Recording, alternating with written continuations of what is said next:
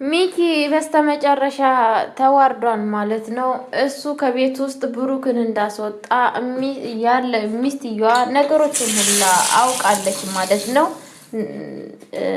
እሱ ከቤት ውስጥ እንዳወጣና እሱ ሁሉን ነገር ከቤት ውስጥ አስፈራርቶ እንዲሄድ እንዳደረገው ነገሮችን ሁላ ነገር አውቃለች ማለት ነው። ሰላም ሰላም ብያለሁ። ውድ የተከበራችሁ ቤተሰቦች ደህና ናችሁ? አለሁ እግዚአብሔር ይመስገን እኔ በጣም ደህና ነኝ። ሁሉ ሰላም ሁላ ማን ነው? እኔ ጋር ሁሉ ነገር ሰላም ነው። ሰላማችሁ ብዝት ይበልልኝ። አስተማሪ የሆነ ድራማ ይዤላችሁ መጥቻለሁ ማለት ነው። ይሄ ድራማ እንግዲህ ምንድን ነው ሲባል በህይወታችን አንዳንድ ሰዎች ወይ ጓደኛ ወይ ደግሞ የራሳችን የግላችን ሰዎች የምንላቸው ሰዎች ወደ ህይወታችን ይመጡና ከዛም በኋላ የራሳችን ህይወትን በእኛ ህይወት ውስጥ ቀንቶ በእኛ ህይወት ውስጥ ችግር ውስጥ ገብተው ምን ያደርጋሉ? እኛን ከማከል ቤት አስወግዶ የእኛንን ህይወት ለመኖር ያስባሉ ማለት ነው። በአሁን ሰዓት ብሩክ የሆነው እንደዛ ነው። ምክንያቱም የራሱ ጓደኛ ወስዶ የራሱን ሚስት እስከነ ልጆቿ ወስዶ እንግዲህ የራሱ ማድረግ እያደረገ ጠዋትና ማታ እየጣረ ይገኛል ማለት ነው። ሞተም ተብሎ እንግዲህ ብሩክ ከዚህም በፊት እስከ ሞት ድረስ ሞተ ተብሎ ተረስቶ ነበረ ማለት ነው። ግን ደግሞ እሱ ተመልሶ መጥቷል ማለት ነው። የእሱ ተመልሶ መምጣት ደግሞ ለሚኪ በጣም ደስተኛ አላደረገው ማለት ነው። ምክንያቱም ሚስትየዋ በጣም እንደምትወደውና እንደምታፈቅረው ይሄንን ነገር ተረድቷል። ይሄንን ነገር ደግሞ ስለተረዳ በፍጹም የእሱ እንድትሆን አይፈልግም። የእሱና የእሱ ብቻ እንድትሆን ነው የሚፈልገው ማለት ነው። ምክንያቱም ፍቅር እኮ በፍቅር ሊሆን ይችላል። ግን ደግሞ አንዳንድ ሰዎች ፍቅርን በፍቅር ለመመለስ አሁን የሚፈልጉት ፍቅርን በክፋት ለመመለስ ይፈልጋሉ።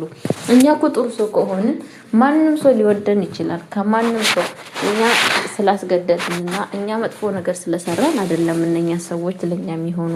እኛ ጥሩነታችን የኛ መልካምነታችን እነኛ ሰዎች ከመጥፎነት ወደ ጥሩነት ሊያመጣቸው ይችላል። ግን ደግሞ አንዳንድ ሰዎች የሚያሳዝነኝ ነገር ፍቅርን በፍቅር ሲያጡት በጉልበት ሄደው ያዙ ይልቀቁኝ የኔ ካልሆንሽ የሚሉት ነገር እኔ በጣም ነው የሚያሳዝነኝና በጣም ነው የሚገርመኝ ማለት ነው።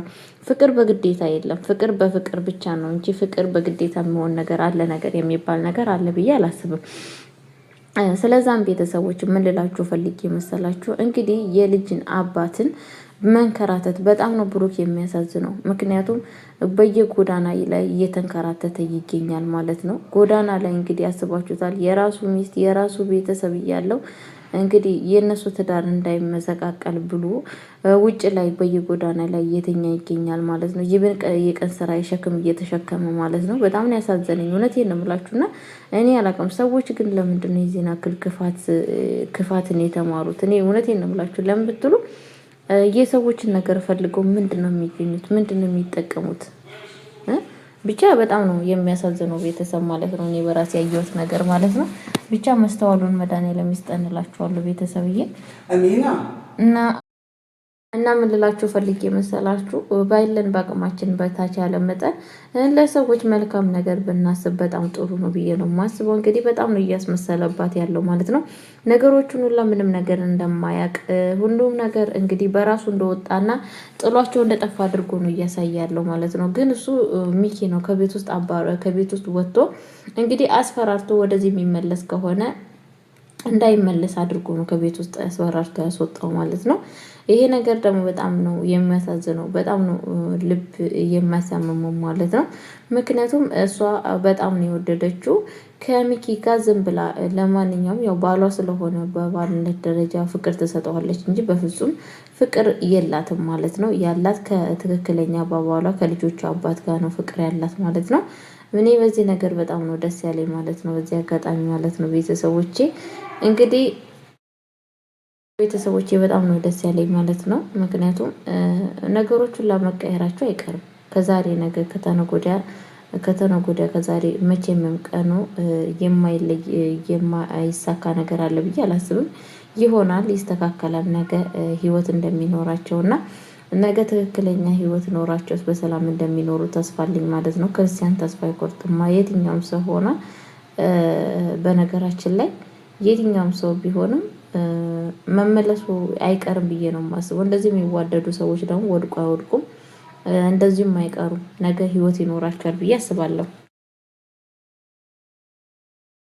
ምን ልላችሁ ፈልጌ መሰላችሁ? ጓደኛውም እንግዲህ እንዲገደል ብሩክ ይፈልጋል። ብሩክን ከመጀመሪያነቱ ብንገድለው ኑሮ እስካሁን ይሄን ሁላ መስዋዕት አንከፍልም።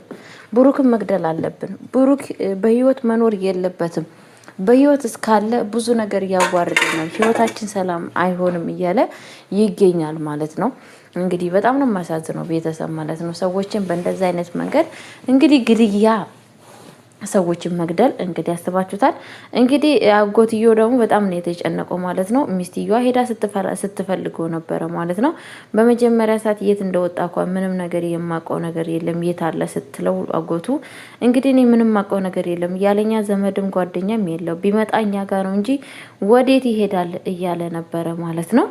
ግን ደግሞ የሚያሳዝነው ነገር ወደዚህ አልመጣም ነው ያለው ማለት ነው። እንግዲህ የአጎቱ ልጅ ለአባዬ ሄዳ እዛው ስራ ቦታ ስራ ሲሰሩ ነው ድንገት የመጣባቸው ማለት ነው። ብሩክ ሲመጣ ምንድነው እስካሁን የጠፋከው የት ነበርክ ሲባል አዎ ጠፍቻለሁ ከቤት ውስጥ ምክንያቱም ባልየው በጣም እየፈራ ነው የኔ እዛ ቤት መኖር ለትዳራቸው በጣም ችግር እንደሆነና እየቀና መሆኑ ከቤት ውስጥ አስፈራርቶ እንዳስወጣው ይናገራል ማለት ነው። እንዴት አንተስ ትወጣለታለህ? ይሄ እኮ ማለት የራስህ ያንተ ቤት ነው። እንዴት ዝም ብለህ እሱ ውጣ ሲልክ ብቻ አንተ ትወጣለህ ምናምን ይለዋል ማለት ነው። እና ምን ላድርግ ምክንያቱም እሷን በእኔ የተነሳ ትዳሯ እንዲመሰቃቀልና ልጆችም መከራ ስቃይ እንዲደርስባቸው አልፈልግም። ልጆችም እኮ ከኔ የበለጠ እሱን ይወዱታሉ ምክንያቱም አሳድጓቸዋል። ልጆች የሚፈልጉት በአሁኑ ሰዓት እንክብካቤና ብዙ መልካም ነገር ነው እንጂ የኔን አባትነት አይደለም የሚፈልጉት ይላል ማለት ነው። እነሱ ደግሞ ለምንድነው ጥለክ የምትወጣው? በፍጹም ይሄ ነገር ሊሆን አይገባም። ባንስ እኮ ልጆች ግን ጥለክ መውጣት የለብህም ነበረ።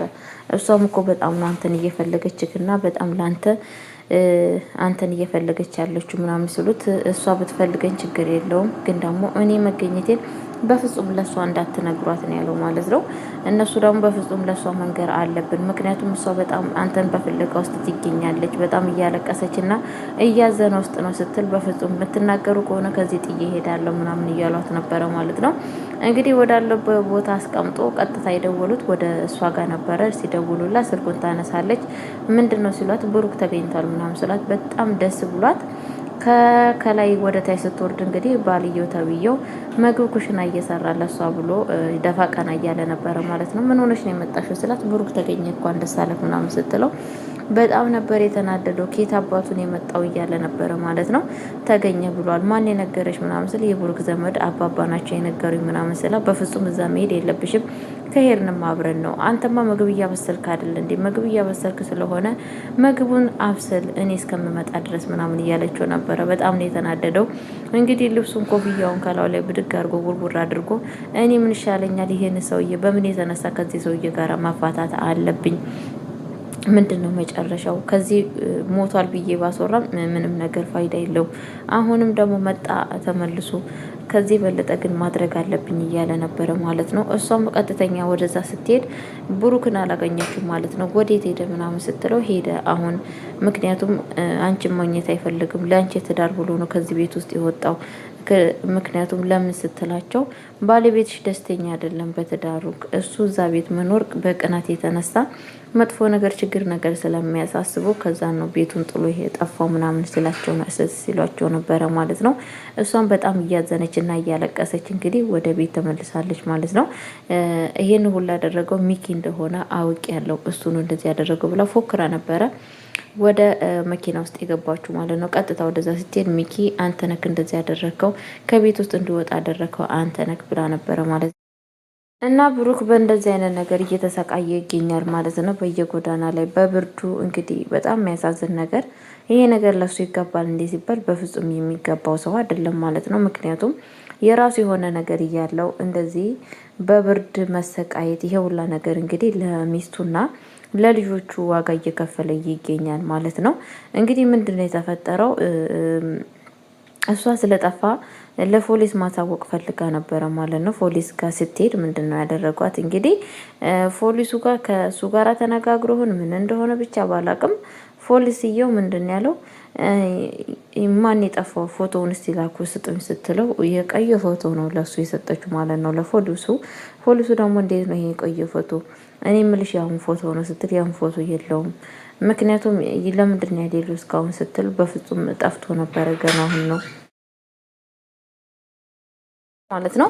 በአንዱ ሰዎች ህይወት አንዱ እንደዚህ ዘና ብሎ እየዘነጠ ይኖራል ማለት ነው። አንደኛው ደግሞ እንግዲህ እንደዚህ መከራውን እያየ ቀን ስራ እየሰራ ሰዎች ጋር እየተሸከመ ማለት ነው። በጣም ነው የሚያሳዝነው ቤተሰብ በጣም ማርያም ማለት ነው። በጣም ነው የሚያሳዝነው። እንደዚህ አይነት ሰዎችም አሉ ማለት ነው። ፈጣሪ ልቦና ይስጣቸው ለእንደዚህ አይነት ሰዎች ማለት ነው። እውነቴን ነው የምላችሁ ማለት ነው።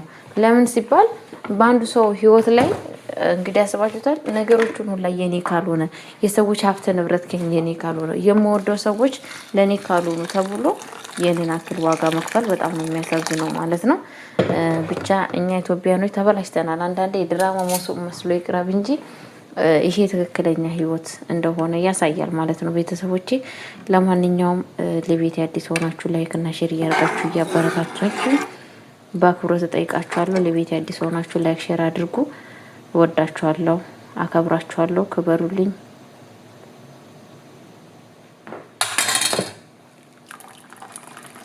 ማለት ነው። እንግዲህ ሰላማችሁን ስትበሉ